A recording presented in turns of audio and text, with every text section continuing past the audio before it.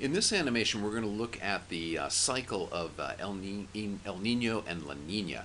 That is a pattern that occurs regularly in the Pacific Ocean and has a huge effect on climate and rainfall and other kinds of activity all around much of the world, especially around the Pacific Ocean.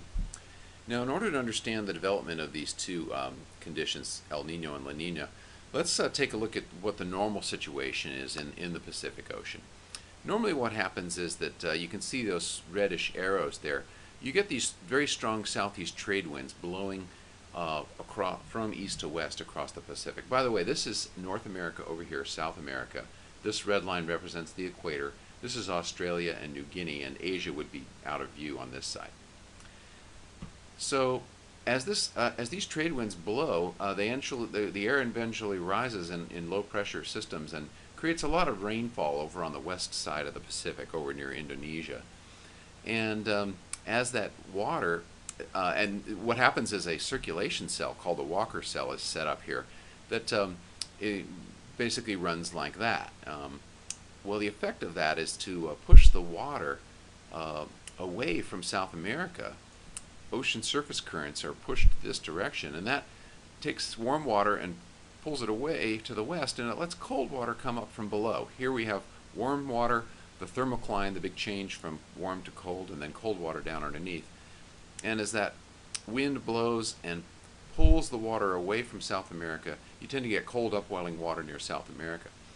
Meanwhile, a lot of very warm water accumulates over here in the western Pacific. It's called the West Pacific Warm Water Pool, because that water takes a long trip along the equator and it gets very warm in this area. So this is a part of the world that's very wet and warm and rainy, whereas this part of the world tends to be cool and drier in general.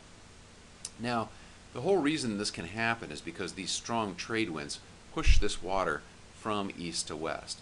But if those trade winds break down, what can happen is all this warm water on this side of the Pacific Ocean can kind of slosh back across and pile up on this side. And that's really what happens during an El Nino. What happens during El Nino is the trade winds actually weaken and break down. It's called the Southern Oscillation. What will happen is that water, that warm water, there's nothing to hold it back anymore, and it flows across the Pacific and kind of piles up over on this side of the Pacific, going all the way up toward California, all the way down to Peru and Chile.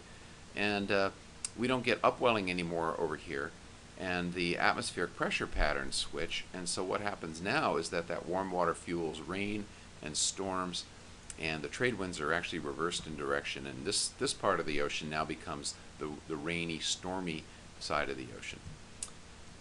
And so during an El Nino, we typically have very high rain, lots of storms and flooding over on this side of the Pacific, from California on down to South America. Now, what usually happens within a year or so after the El Nino is that it's like the pendulum swings back the other way and we get a La Nina. La Nina really can be considered to be a sort of an intensification of the normal conditions. Remember, this is the normal situation where the trade winds are blowing all the water west and it's piling up over here. During a La Nina, the trade winds blow even more intensely, and even more cold water gets pushed west, and even more intense upwelling happens along the coast of South America. So it really is just an intensification of the normal situation.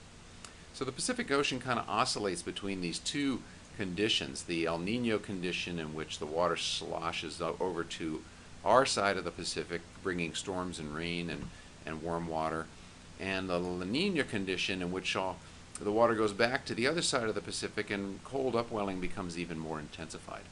These cycles go back and forth, not particularly regularly, but anywhere from every 2 to 8 years is pretty typical.